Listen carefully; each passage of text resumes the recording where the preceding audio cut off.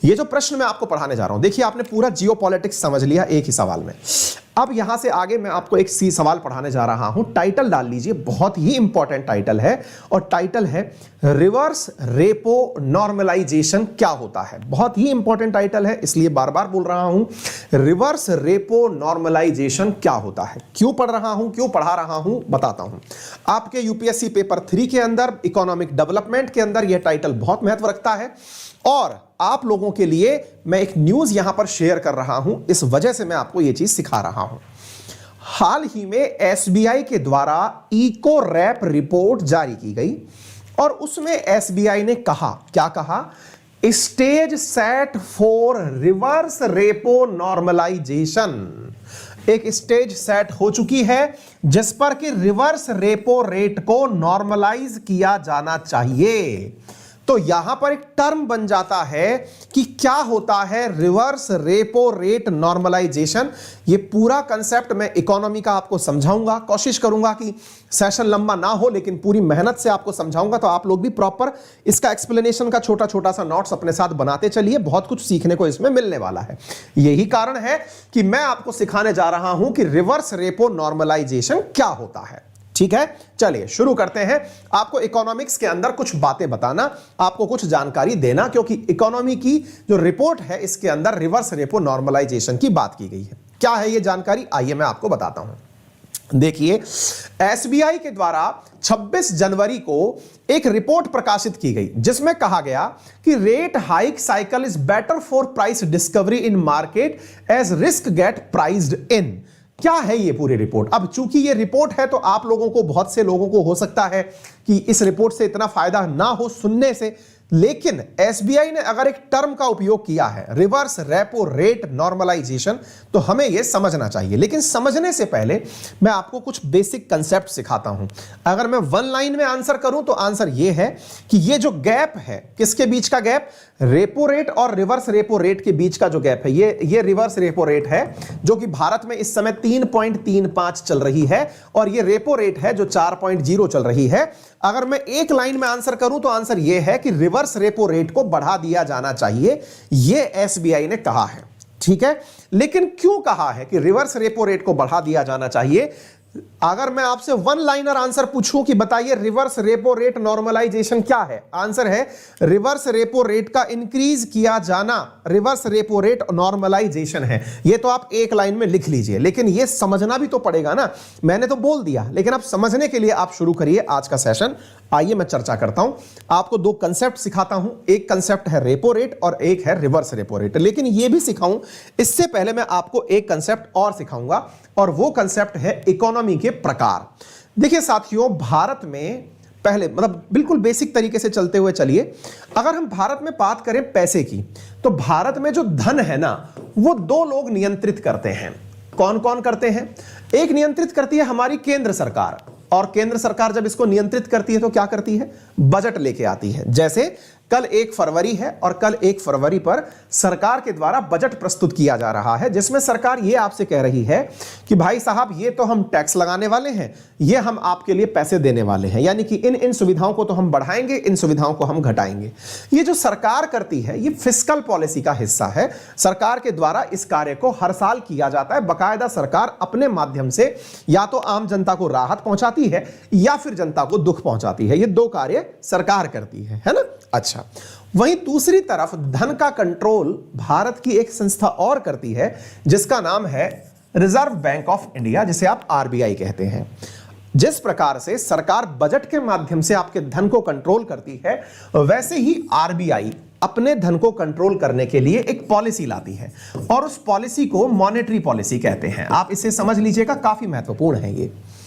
अब monetary policy के अंदर जो असली उद्देश्य होता है वो होता है व्यक्ति तक धन की पहुंच सुगम कराना, यानी आप तक धन आसानी से पहुंच जाए, आप तक महंगाई जो है वो एक सीमित दायरे में रहे, भारत में फॉरेक्स रिजर्व कंट्रोल में रहे। देखिए 3-4 चीजें हैं, आप तक धन आसानी से पहुंच जाए, नंबर 1। नंबर दूसरा, भारत में विदेशी मुद्रा का भंडार बना रहे। भारत की महंगाई जो है वो मॉनेटरी पॉलिसी कमेटी की रिकमेंडेशंस के अनुसार रहे, अर्थात भारत की महंगाई 2% से लेकर 6% के बीच में रहे।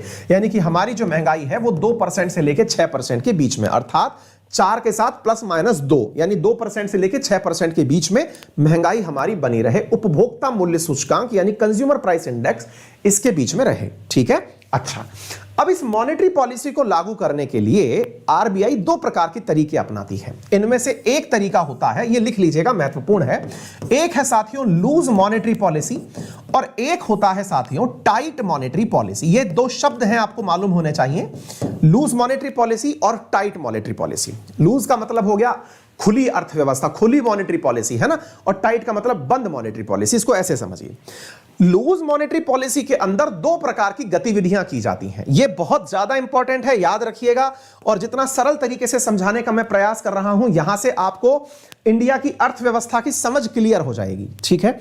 लूज मॉनेटरी पॉलिसी का अर्थ होता है, आसान भाषा में कहूं तो आम आदमी तक धन की पहुंच सुनिश्चित करना।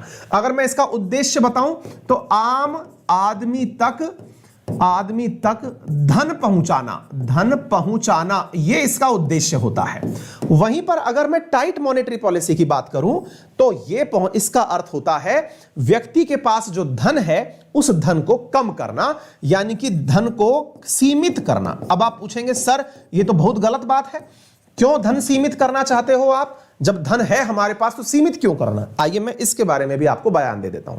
पहले आप इसको थोड़ा सा ऐसे समझने का प्रयास करिए। धन की क्या मर्यादा है मैं आपको वो बताता हूं, मैंने कई बार बताया है, फिर भी समझिए।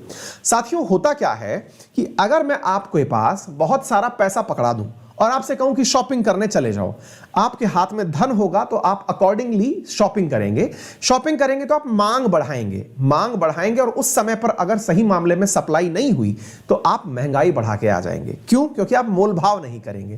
कहते हैं मोल भाव वही व्यक्ति करता है जिसके पास पैसे की कमी होती है या फिर कम रखना चाहता है, पैसे का कंट्रोल रहता है, जिसके पास अनाप शनाप पैसा आ रखा है, जिसको यही नहीं पता पैसा कहां खर्च करना है, वो बार्गेनिंग नहीं करता, दे दे यार। अगर उसको पता है कि 50 रुपए किलो आलू दे रहा है, इसकी जगह 55 दे देगा तो क्या ही फर्क पड़ जाएगा, 5 रुपए तू ऐश कर। इवन वो व्यक्ति टिप भी दे देता है कि ले खुश रह। यानी कि पैसा है तो वस्तुओं का मूल्य बढ़ जाएगा, आपका सामान वही रहा लेकिन मांग के अंदर आपने जो धन दिया उससे महंगाई बढ़ती है। तो ऐसी स्थिति में आपके उस धन को सीमित करने के लिए टाइट मॉनेटरी पॉलिसी अपनाई जाती है और आप आम आदमी तक धन को पहुंचाने के लिए लूज मॉनेटरी पॉलिसी अपनाई जाती है। अब आप आएंगे कि सर लूज मॉनेटरी पॉलिसी में सरकार हम तक धन पहुंचाती कैसे है? 2 प्रकार से सरकार धन पहुंचाती है आप तक। आरबीआई धन पहुंचाती है आप तक। सर धन क्यों पहुंचाया गया? वैसे पहले ये तो बताइए, तरीका तो बाद में बताइएगा। मैंने कहा बेटा जब लॉकडाउन लगा, कोरोना काल में सबके धंधे बंद हो गए, अधिकांश लोग घरों में बैठ गए, तो उस समय पर बड़ी मुसीबत यह थी कि आम आदमी के पास जब पैसा ही नहीं होगा तो वह व्यापार शुरू कैसे करेगा? ऐसी स्थिति में सरकार ने आम लोगों तक धन पहुंचाने के तरीके निकाले।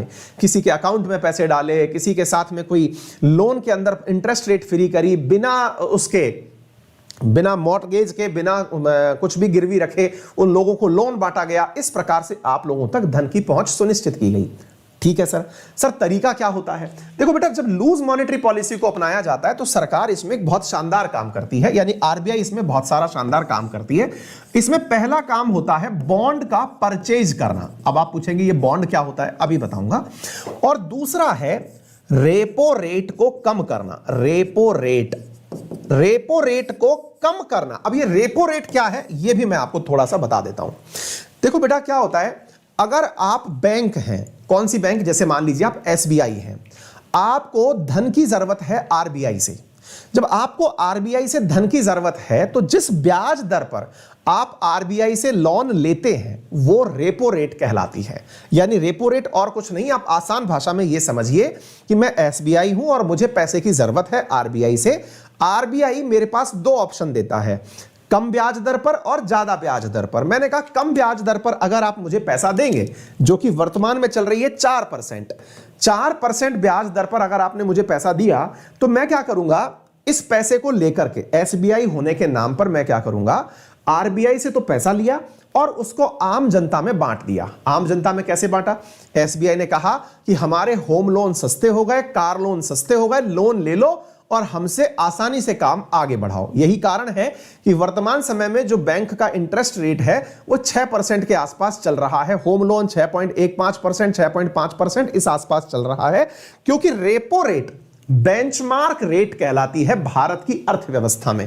कौन सी रेट कहलाती है? बेंचमार्क। बेंचमार्क का मतलब यह हुआ कि इसके आधार पर बैंक अपनी रेट डिसाइड करती हैं कि कितने इंटरेस्ट रेट पर लोगों को ब्याज देना है।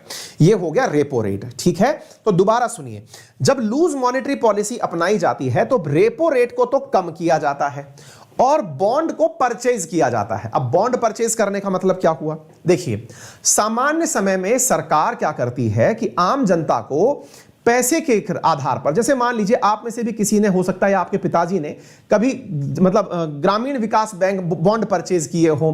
कुछ इस प्रकार के बॉन्ड होते हैं साथियों। बॉन्ड का मतलब एक कागज पत्र है जिसको सरकार इस प्रकार से बेचती है कि आप इसको 1 लाख रुपए में इस कागज को परचेज कर लीजिए, जब आपको यह कागज बेचना हो तो मुझसे पैसे वापस ब्याज समेत ले जाना। इसे बॉन्ड कहते हैं। कभी इसके बारे में और भविष्य में चर्चा करेंगे। मैंने कुछ ही दिनों पहले मेरा एक टाइटल डला हुआ है आपके इसी चैनल पर, जिसमें मैंने पाकिस्तान के अंदर इस्लामिक बॉन्ड समझाया है, सुकूक बॉन्ड समझाया है। मैंने पढ़ाया है कि किस प्रकार से पाकिस्तान अपनी सड़क को गिरवी रख करके गल्फ से लोन उठा रहा है इस्लामिक बॉन्ड के माध्यम से। तो मैंने वहां बॉन्ड की परिभाषा बेहतरीन तरीके से समझाई है। आप चाहें तो कमेंट बॉक्स में जो वीडियो पिन हुआ है वहां से देख भी लें। टेक्निकल टीम उस वीडियो को पिन कर दें जिसमें मैंने पाकिस्तान का सड़क गिरवी रखकर लोन लेना समझाया है। वहां से इनको बॉन्ड की जो व्याख्या है वो समझ में आ जाएगी। 15 मिनट का वीडियो है, आप उसे देख लें। तो बॉन्ड क्या है, तो मैं वापस आता हूं। बॉन्ड परचेज सरकार अगर कर रही है, यानी आरबीआई परचेज कर रही है, तो बॉन्ड परचेज करने से आम आदमी तक धन पहुंच जाता है। जैसे ऐसे मान लीजिए कि मेरे पास एक कागज है या कोई किताब है, जैसे मैंने कहा भाई ये बॉन्ड है। अब अगर ये बॉन्ड है, आपने मुझसे, आप आरबीआई हैं, मैंने आपको ये पकड़ाया, तो आपने मुझे क्या किया? आपने मुझे धन दे दिया। जब सामान मैंने आपको दिया तो धन आप देंगे ना। तो मेरे पास धन आ गया और मैं एक आम आदमी हूं, एक नागरिक हूं। मेरे पास जब कैश आ गया तो मैं उसको खर्च करने निकल पड़ूंगा। जब मैं खर्च करने निकलूंगा तो होगा क्या कि मैं आपके पास में उस प्रक्रिया के माध्यम से, उस धन के माध्यम से व्यापार करने लगूंगा और मार्केट में लिक्विडेशन बढ़ जाएगा, लिक्विड मनी बढ़ जाएगी। इस प्रकार से दो प्रक्रियाओं से, लूज मॉनेटरी पॉलिसी में बॉन्ड के परचेज करने से और रेपो रेट डिक्रीज करने से मुद्रा, आम आदमी के पास धन की पहुंच बढ़ जाती है। इसका नुकसान क्या होता है? इसका नुकसान होता है, इसका नुकसान क्या होता है यह भी मैं आपको बता दूं। इसका नुकसान यह होता है कि महंगाई बढ़ने लगती है, महंगाई बढ़ने लगती है। अगर अब आपको यह बात समझ में आ गई, हाँ भाई थोड़ा टेक्निकल हो रहा है, हो सकता है बहुत सारे लोगों का ध्यान बिल्कुल जीरो हो गया हो, कोई बात नहीं, मुझे इससे फर्क भी नहीं पड़ता, क्योंकि कंटेंट ही थोड़ा सा बहुत ज्यादा डेप्थ का है, इसलिए मैं आप लोगों को इतनी गहराई तक लेके जा रहा हूं। और निश्चित ही लाभान्वित होने वाले लोग अगर 10-20 भी हो तो मेरे लिए पर्याप्त होगा, क्योंकि ये कंटेंट एक लेवल के एग्जाम में काम आता है, हर छोटे मोटे एग्जाम में ये चीज आती भी नहीं है। ठीक है, अच्छा, तो महंगाई बढ़ने लगती है, इसका परिणाम आपके सामने है। परिणाम यह है कि भारत में इस समय जो खुदरा महंगाई दर है, जिसका मतलब कंज्यूमर प्राइस इंडेक्स और होलसेल प्राइस इंडेक्स, ये मैंने आपको पढ़ाया हुआ है, फिर से जाकर के आप YouTube पर गूगल कर लीजिए। मैंने आपको महंगाई के ऊपर काफी सारे वीडियो डाल रखे हैं, आप ढूंढ लीजिएगा। तो साथियों यहां पर CPI और WPI दोनों बढ़ने लग रही हैं। ये तो डबल डिजिट क्रॉस कर गई है और ये 5.56% तक पहुंच गई है, यानी कि ये अपर लिमिट तक पहुंच गई है। अब सरकार को नियंत्रण करने की आवश्यकता है। आप पूछेंगे कि नियंत्रण करें तो करें कैसे? मैंने कहा तरीका आपको पता है कि जब मांग बढ़ रही है तो ऐसी स्थिति में होगा क्या कि आपका महंगाई घटने लगे, महंगाई बढ़ने लग रही है क्योंकि पैसा मार्केट में आ गया इस वजह से। और सरकार ने इन दिनों यह काम अच्छे से किया भी था, क्योंकि 4% रेपो रेट रखी हुई थी। ठीक है, अब क्या किया जाए? अब किया यह जाना चाहिए कि सर टाइट मॉनेटरी पॉलिसी अपनाइए आप। टाइट मॉनेटरी पॉलिसी का मतलब क्या हुआ? इसका जस्ट अपोजिट कर दीजिए आप। इसका जस्ट अपोजिट कर दीजिए का मतलब यह हुआ कि यह ऊपर वाले का जस्ट रिवर्स है। रिवर्स का मतलब क्या हुआ? रिवर्स का मतलब हुआ कि आप दो काम करिए। कौन सा काम करिए? पहला, आप बॉन्ड परचेज करने की जगह बॉन्ड बेचना शुरू करिए। ऑटोमेटिक टाइट मॉनेटरी पॉलिसी समझ में आ जाएगी। दोबारा सुन लीजिए क्या बोल रहा हूं मैं आपसे। पहला पॉइंट तो क्या करिए? बॉन्ड सेल करिए। बॉन्ड सेल करिए का मतलब यह हुआ कि जब आरबीआई अपनी तरफ से बॉन्ड बेचने लगेगी तो आम आदमी अपना पैसा आरबीआई को देने पहुंच जाएगा कि सर ये लीजिए, बैंक वालों से पहुंच जाएगा कि सर मुझे तो बॉन्ड दे दो, मेरा पैसा ले लो, ब्याज बढ़ा के दे देना। बॉन्ड सेल करने लगोगे तो मार्केट में से धन निकल करके आरबीआई के पास लौटना शुरू हो जाएगा। नंबर एक। नंबर दूसरा, रेपो रेट इंक्रीज कर दो, रेपो रेट इंक्रीज कर दो। रेपो रेट इंक्रीज कर दो का मतलब क्या हुआ कि जो ब्याज आप 4% पर बैंक को दे रहे थे उसे बढ़ाकर 4.5 कर दो, 5 कर दो। इससे क्या होगा? इससे होगा ये कि आपका जो धन लोगों तक पहुंच रहा था वो नहीं पहुंचेगा। लेकिन अब यहां पर दोनों ही बातें रेपो रेट के केस में हुई कि बॉन्ड को तो सेल कर दो और दूसरा रेपो रेट इंक्रीज कर दो। यहां पर कहीं पर भी ये टर्म नहीं समझ में आई, और वो क्या है? Reverse repo rate normalisation. अर्थात कहने का मतलब यह है कि सर आपने रेपो रेट की ही बातें कर दी दोनों बार। एक बार तो आपने कहा रेपो रेट कम कर दो, एक बार आप कह रहे हो रेपो रेट बढ़ा दो, एक बार तो आप कह रहे हो कि बैंक वालों को आसानी से पैसा मिल जाए, एक बार आप कह रहे हो बैंक वालों को मुश्किल से पैसा मिले। तो फिर रिवर्स रेपो रेट की कहानी कहां आ गई? मैंने कहा अब वही समझिए जो कि एसबीआई ने कहा है। एसबीआई ने कहा है कि आपको रेपो पर काम नहीं करना चाहिए। ध्यान से सुनिए, बहुत ही इंपॉर्टेंट है। आरबीआई ने यह नहीं कहा कि एसबीआई ने यह नहीं कहा कि एसबीआई आप टाइट मॉनेटरी पॉलिसी लाइए। एसबीआई ने कहा है आप रिवर्स रेपो रेट नॉर्मलाइज करिए। आप पूछेंगे ये क्या होता है?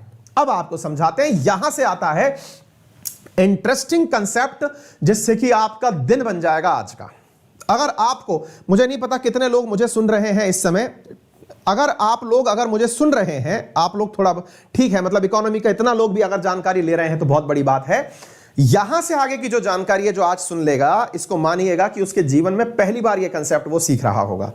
क्या कहा गया है? एसबीआई कहता है कि आप लोगों ने रेपो रेट जब बढ़ाई थी ना, तो हुआ ये कि लोग आपसे प्राप्त पैसे को अब कुछ सामान खरीदने में उपयोग में ही नहीं ले रहे। आपने मार्केट में पैसा तो डाल दिया, लेकिन लोग लोन लेने नहीं आ रहे, और जब तक कोई हमसे लोन लेने नहीं आएगा हम मार्केट में पैसा किसको दें? एसबीआई ने कहा कि मेरे से कोई पैसा लेने ही नहीं आ रहा तो मैं किसको दूं? इसकी जगह मैंने कोई और तरीका अपना लिया। क्या अपना लिया?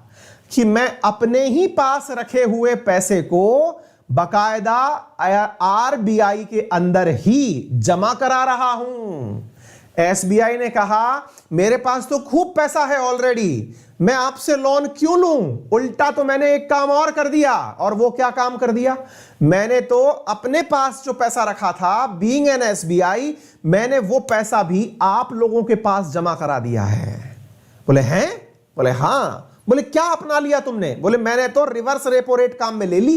बोले रिवर्स रेपो रेट क्या होती है? रिवर्स रेपो रेट का मतलब होता है जब कोई बैंक खुद का पैसा आरबीआई को दे देती है कि तुम ही रखो इस पैसे को, मुझे तो ब्याज दे देना।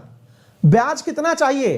3.3% ब्याज चल रहा है। यही तो दिखा रहा हूं मैं आपको, ये देखिए 3.35% ब्याज चल रहा है। एसबीआई कह रही है कि मैं आपसे पैसा नहीं लेना चाहता, मेरे पास पहले ही खूब है, मेरा पैसा और रख लो, मुझे तो ब्याज दे देना। यानी कस्टमर को ब्याज देना छोड़ो, मैं तो आरबीआई आपसे ब्याज मांगती हूं। ये किसने कह दिया? एसबीआई ने कह दिया।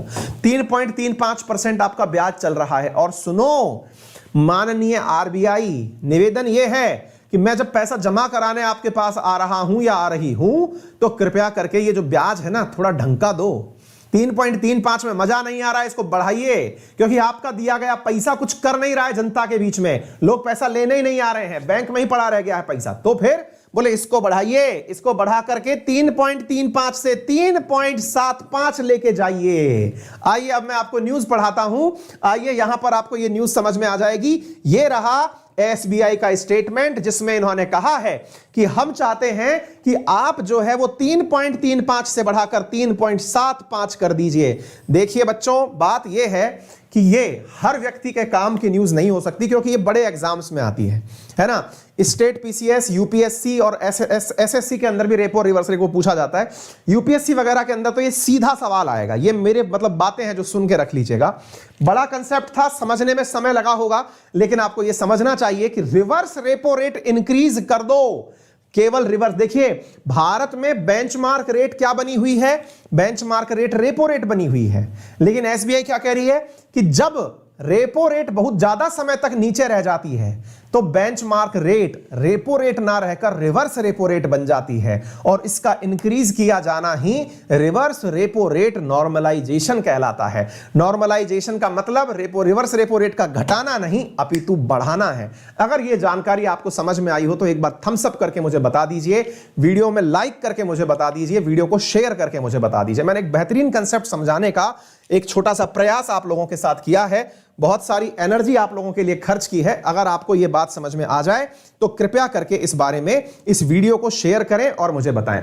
सचिन रावल पूछ रहे हैं कि sir preparing for SBI PO interview और ये देखकर मजा आ गया। सचिन रावल, निश्चित ही आप तय मानिए कि अगर आपने मॉनेटरी पॉलिसी पूछी तो यह सवाल आपसे पूछा जाएगा। बिल्कुल यूपीएससी प्रीलिम्स के लिए यह बहुत ही इंपॉर्टेंट है। जो भी बच्चे बैंक लेवल के एग्जाम की तैयारी कर रहे हैं उन्हें यह कंसेप्ट जरूर समझना चाहिए। और अगर आप बैंक की प्रिपरेशन कर रहे हैं तो मुझे कमेंट बॉक्स में बताइए। पीओ का एग्जाम का इंपॉर्टेंस काफी महत्वपूर्ण होता है, एसबीआई का पीओ तो काफी इंपॉर्टेंट होता है।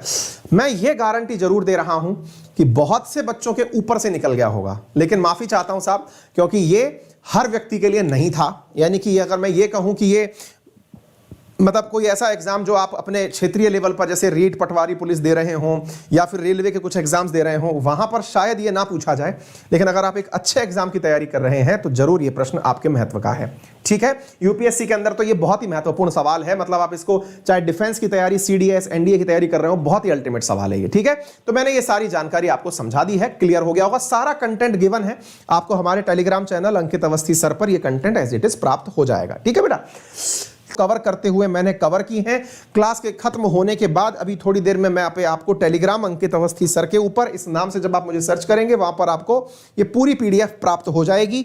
अंकित 10 मेरा रेफरल कोड है जिसका उपयोग करके आप अनअकैडमी पर किसी भी सब्सक्रिप्शन पर 10% का डिस्काउंट प्राप्त। जो प्रयास मेहनत आपके लिए जो किया गया है वो आपके लिए उपयोगी होगा।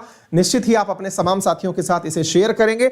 आज और कल के लिए अनअकैडमी पर 2 फरवरी तक 20% डिस्काउंट आपको अंकित 10 रेफरल कोड के साथ यूपीएससी सब्सक्रिप्शन में दिया जा रहा है। यदि आप चाहते हैं तो अनअकैडमी पर मात्र 49,000 रुपीज में जो अनअकैडमी का सब्सक्रिप्शन प्लस कॉम्बो है वो आप 20% डिस्काउंट के साथ प्राप्त कर सकते हैं। फिलहाल के लिए इतना ही। अपना ख्याल रखें, बड़ों का सम्मान करें, छोटों को प्यार दें, अपना व्यक्तित्व इस प्रकार से विकसित करें कि महिलाएं आपके साथ सुरक्षित महसूस करें। धन्यवाद।